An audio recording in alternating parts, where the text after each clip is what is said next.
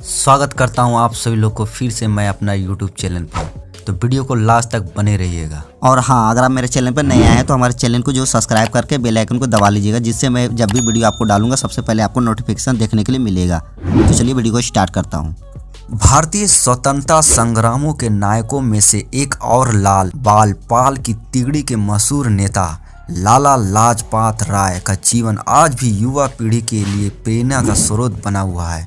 उन्होंने न सिर्फ आज़ादी की लड़ाई के दौरान नेतृत्व किया, बल्कि अपने जीवन उदाहरणों से उस आदर्श को स्थापित करने में सफलता पाई जिसकी काल्पनिक एक आदर्श राजनेता में भी की जाती है। लाला लाजपत राय का जन्म 28 जनवरी 1865 को पंजाब में एक साधारण परिवार में हुआ था।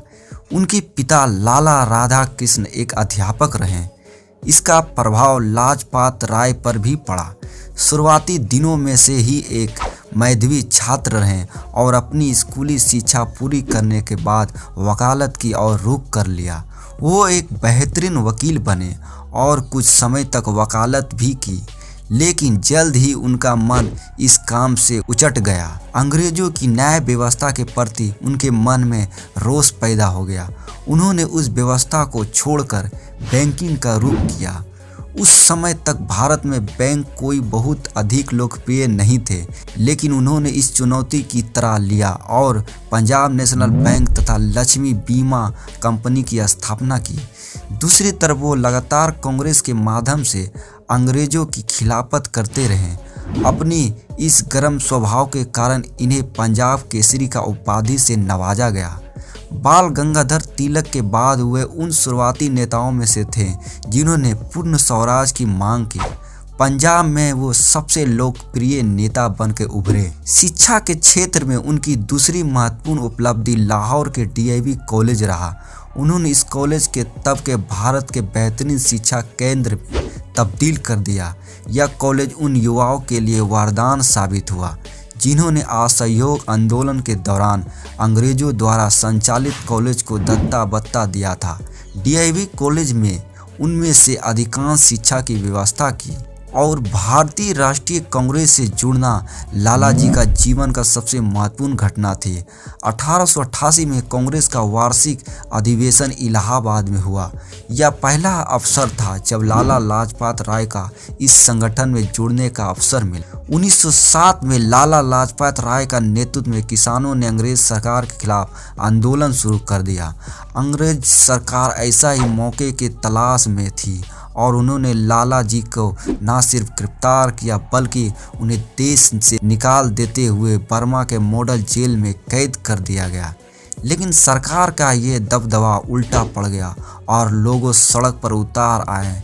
दबाव में अंग्रेज सरकार फैसला वापस लेना पड़ा और लाला जी को एक बार फिर अपने लोग के बीच वापस आए। 1907 में आते जाते लाला जी के विचार कांग्रेस के एक धड़ी पूरी तरह असहमत दिखने लगा। लाला जी को उस गर्म दल का हिस्सा मानने जाने लगा जो अंग्रेज सरकार से लड़कर पूर्ण स्वराज लेना चाहती थी। इस स्वराज को अमेरिका स्वतंत्र संग्राम और प्रथम विश्व युद्ध से बल मिला और लाला जी भारत में एनी बेसेंट का साथ होम रूल का मुख्य वक्ता बन गए सामने आए। जलियांवाला हत्याकांड में उनका अंग्रेज सरकार के खिलाफ ज़्यादा असंतोष भर दिए। इस बीच कांग्रेस ने महात्मा गांधी का पर्दाफाश हो चुका था और अंतर्राष्ट्रीय पटल पर गांधी स्थापित हो चुके थे। भारत की आज़ादी की लड़ाई एक बड़ा वाक़या उस वक्त घटित हुआ जब भारतीयों से बात करने आए साइमन कमीशन का विरोध का फैसला गांधी द्वारा लिया गया। साइमन कमीशन जहां भी गए वहां साइमन गो बैंक का नारे बुलंद हुआ। 30 अक्टूबर 1928 को जब कमीशन लाहौर पहुंचा तो लाला लाजपत राय के नेतृत्व में एक दल शांतिपूर्वक साइमन गो बैंक के नारे लगाते हुए अपना विरोध दर्ज करवा रहा था। तभी अंग्रेज पुलिस ने उन पर लाठीचार्ज कर दिया और एक युवा अंग्रेज अफसर ने लाला जी के सर पर जोरदार प्रहार किया। लाला जी का या मेरे शरीर पर पड़ी एक लाठी ब्रिटिश साम्राज्य के तबूत में कीले का काम करेगी। सिर पर लगी हुई चोट ने लाला लाजपत राय का प्रांत कर दिया। उनकी मृत्यु से पूरा देश भड़क उठा।